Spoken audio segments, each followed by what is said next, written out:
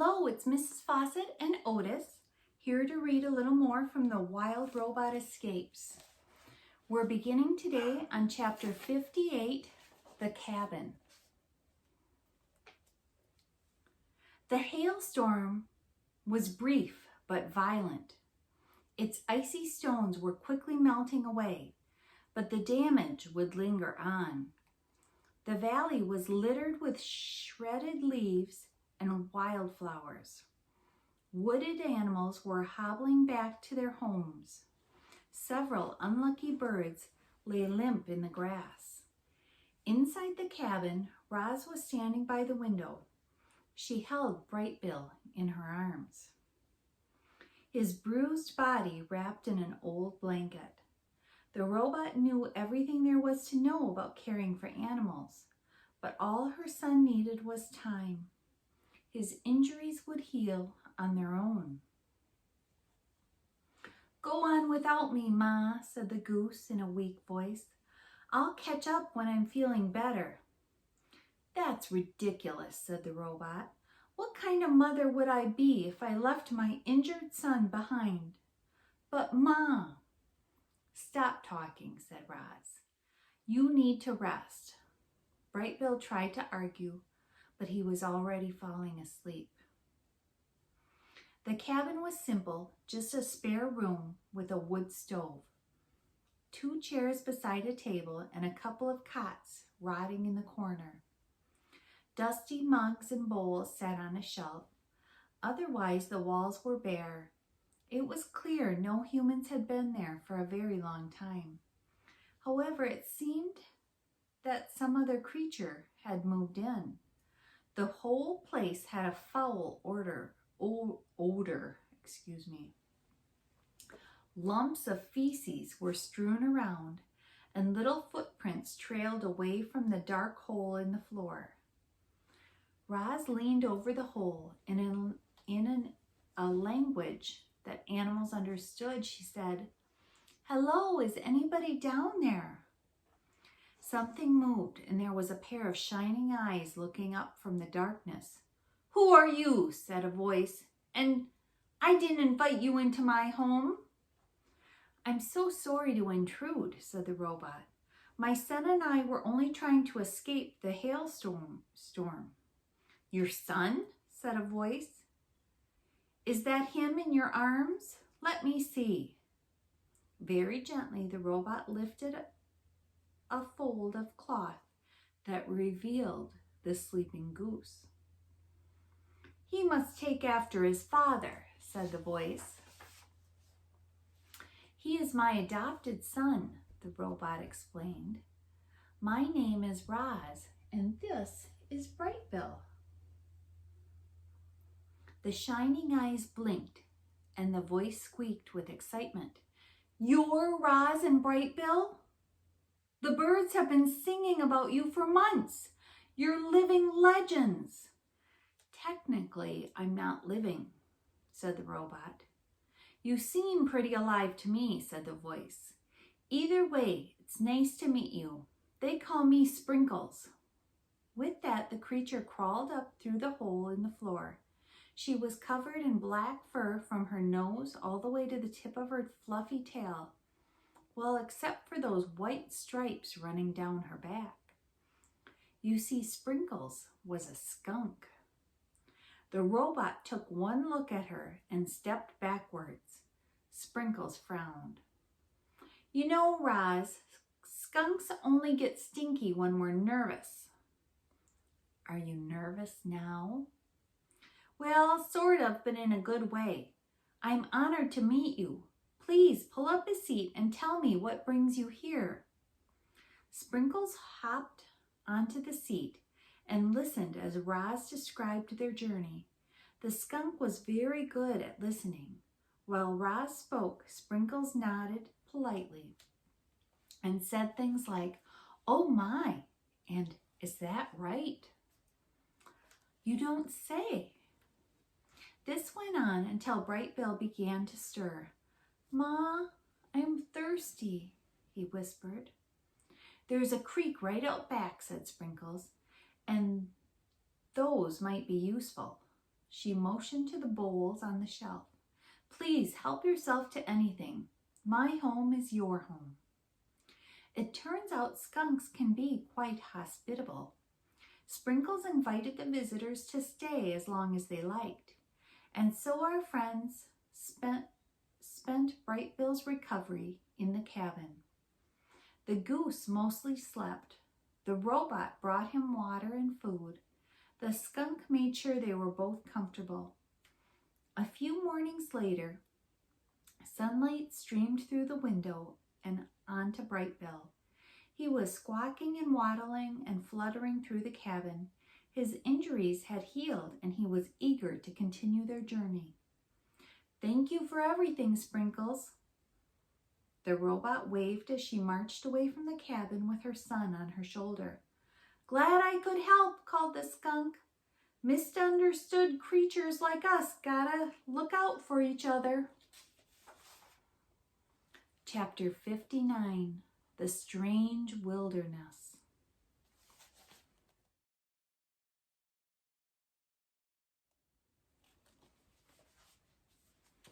Another gloomy day had settled over the mountains. Here and there, the sun broke through the clouds and bright streaks came shining down like spotlights.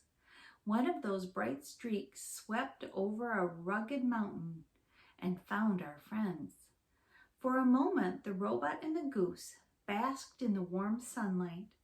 Then the patch of light moved on and rolled into the next valley, where it sparkled across a strange industrial site. A patchwork of large boxy structures was nestled among the trees. Broken walkways clung to the walls. Ramps and pipes slanted up from holes in the ground. The robot's computer brain identified the site. It was a deserted coal mine. This was a strange kind of wilderness. Scattered throughout the mountain ranges were ghosts of human activity. Overgrown railways, rusted automobiles, spindly towers perched on mountaintops, faded signs with messages like "No trespassers," "No hunters." It seemed humans had once lived and worked in this wilderness, only to leave it all behind. In places, though, there was still activity, robot activity. Armies of robot workers methodically dug new tunnels and built new dams and worked in new mining operations. They took down abandoned buildings and hauled away truckloads of litter. Our friends were curious about these working robots, but they kept a safe distance and went on their way. Chapter 60, The Hunters. Crack! A gunshot echoed through the mountains. There weren't many hunters willing to trek into the wilderness, but those who did were serious. They camped out, wore camouflage, and fired rifles just for the sport of it. Crack! Roz and Bright Bill were desperate to stay clear of those hunters. However, that was proving difficult. The trees were tightly packed together and the undergrowth was tough and tangled, so they followed the deer path that cut through this part of the forest, but they never knew when or where the next shot would be fired. Crack! The gunshots were growing louder. Our friends slowed to a crawl, afraid to be seen or heard. And then the chatter of animals in the forest fell silent. Crack! A bullet whizzed through the undergrowth, and a deer went bounding away. At the same time, birds shrieked and flapped into the air. Unfortunately, one of those birds was Bright Bill. Scared and confused, the young goose fluttered up to a tree limb just as two hunters emerged from the bushes. "What's a goose doing alone in these mountains?" said Hank, staring up at Bright Bill. "And what's it doing in a tree?" There must be something wrong with it, said Miguel. Maybe we should put it out of its misery. Hank reloaded his rifle. We're here to hunt deer, he said, but it looks like we're having goose for dinner. Had the hunters known Bright Bill the way we do, reader, I'm sure they would have left him alone. But they knew nothing of him. To them, Bright Bill was just another goose, a meal, and they were getting hungry. The hunter raised his rifle. He took a deep breath, and his fingers reached for the trigger. And then a fierce gust of wind suddenly blew across the forest floor. Not a wind, footsteps. Something was stomping toward the hunters. Their rifles were ripped away, bent into hooks, and thrown aside. The men had hunted all manner of beasts, but they'd never come across this. Well, they didn't even know what this thing was. It looked like a tree stump standing there on two long roots with branches hanging from its side. The men stumbled backwards, eyes and mouths open wide. Then they turned and ran, and their terrified noises trailed off through the leaf litter. The goose was terrified too. He slumped off his branch and into his mother's arms. The poor bird was trembling with fear, but he was unharmed. I'm so sorry, Bright Bill, said the robot. I should have acted sooner. You are safe now, I promise. Chapter 61, The Guide. A light drizzle was falling on the travelers. Although they weren't actually traveling at the moment, they were standing still and staring up at a steep mountain of rocks. The robot had plenty of rock climbing experience, but one fall out there and she could be stranded forever. So Roz carefully picked her way up the slippery slope while Bright Bill fluttered along beside her. They hadn't gone far when there came the sound of hooves clattering on stone, and then a horned creature leapt from the mist and smashed right into our robot. Clang! Roz went flying backward. Clang! Roz crashed to the ground. Standing on the rocks above the robot was a wild ram. He had big curling horns and a crazy look in his eyes. Bright Bill flew to his mother's side, ready to defend her. Stay away from my mama, he hissed, spreading his wings. But rather than charging, the ram hung its head and started to cry. Oh, I'm so sorry, he blubbered. I don't want to hurt anyone. Sometimes I just lose control and smash things. I feel awful about it, I really do.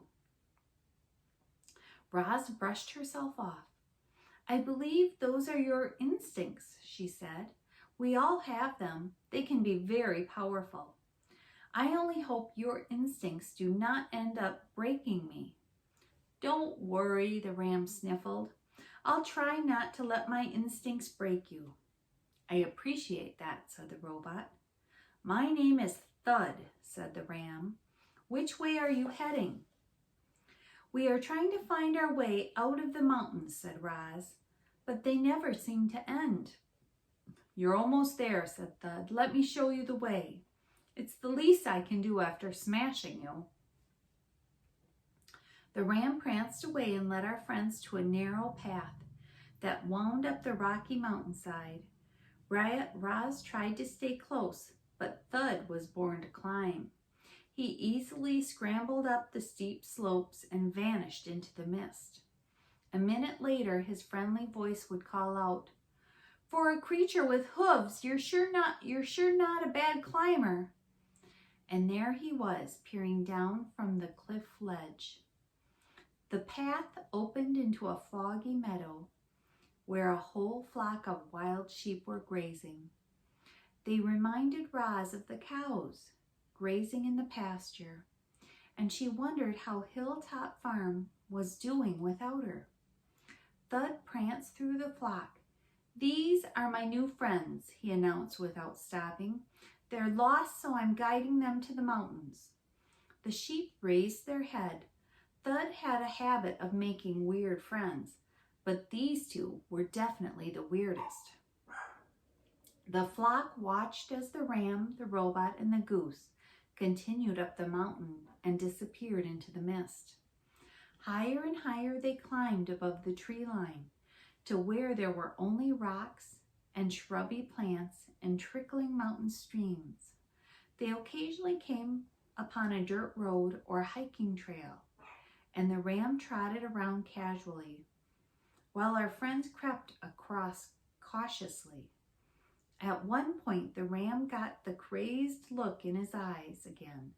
His horns came flying at the robot, and she jumped out of the way just in time. Then Thud cried and apologized for his instincts. Roz forgave him, and the group carried on.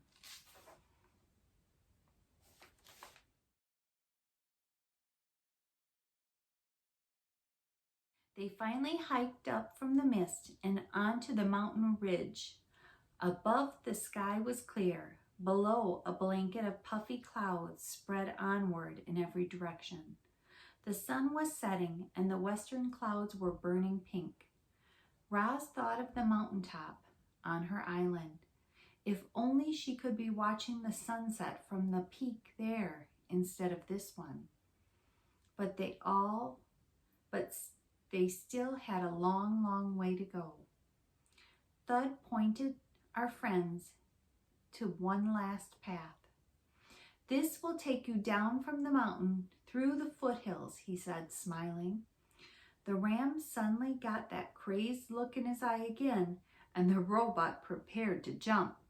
But this time, Thud pulled himself together. He said goodbye to the travelers, and then they pranced away. Chapter 62, The Showdown. Daybreak in the foothills. The thick gray fog was everywhere. With such poor visibility, the travelers relied on each other's senses. They smelled salty air. They felt sandy soil. They heard seagulls screeching and waves breaking. And they heard the long, low note of a ship horn. Somewhere in a distance, hidden by the fog, was the ocean. As if to answer the ship, there came another long, low note. But it wasn't a horn, it was a howl. A wolf was following our friends. Brightbill beat his wings and squawked, "Mama, run!" Roz ran downhill, deeper into the gloom. Her feet stomped the sandy soil, leaving behind a trail of footprints. There was no time to hide her tracks, so she just kept running. Blurry shapes faded in and out of the fog, and her eyes darted around to see if there were rocks or brush or wolves. But the robot should have watched where she was going. She slipped and thumped into the sand. And before she could get up, Shadow was on top of her. The wolf was heavy and strong. He pinned Roz to the ground and locked his teeth into her tool belt. At last he had caught his prey. Violently, wildly, he thrashed the robot from side to side. Roz tried to squirm free, but Shadow's grip was tight. There was only one thing to do. She reached down beside the wolf's snarling jaw and fumbled with the buckle, and suddenly she was loose. Shadow staggered backward, the belt dangling from his mouth, as Roz scampered away. Brightbill had been circling overhead the whole time, and now he squawked desperately, warning his mother, "Look out for those rocks! Shadow is gaining on you! There is buildings ahead!" Roz burst through a row of hedges and onto the main street of a seaside village. It was still early, and it was still foggy, and Roz was halfway through the village before anyone saw her. A man had just left for his morning walk when the robot and Wolf came galloping down the street. The man decided his walk could wait, and he hurried back inside. Shadow swiped at Roz's heels, but the robot leapt away. She soared over a house and landed on the other side. The wolf dashed around the yard, only to see her leaping away once more. This time, Roz landed in shallow water. Waves gently sloshed against her ankles. The robot backed into the ocean up to her waist and then automatically stopped. Her survival instincts wouldn't let her go any further. "There's nowhere to run," Shadow growled as he prowled onto the beach. "Either fight or swim." Roz was trapped. Her body lurched forward and backward as her computer brain struggled to find an escape. And then Brightbill came to her rescue. "This way, Mama." Roz didn't hesitate. She launched herself up from the shadows toward her son's voice, salt water streaming off her body as she soared through the air. Then her feet pounded into the sand beside Brightbill, who was perched atop an old rowboat. By the time Shadow arrived, our friends were rowing away from shore. The wolf's face twisted in rage, and he howled from the water's edge. "You made a fool of me, Roz. My pack and my mate have left me, and now I am a worthless lone wolf, all because of you."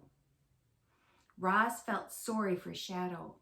She never meant for any of this to happen, but she had her own troubles. The robot's greatest fear was deep water, and now she was paddling through the waves and out to sea. Next time we'll read more. Our next chapter will be chapter 63, The Rowboat.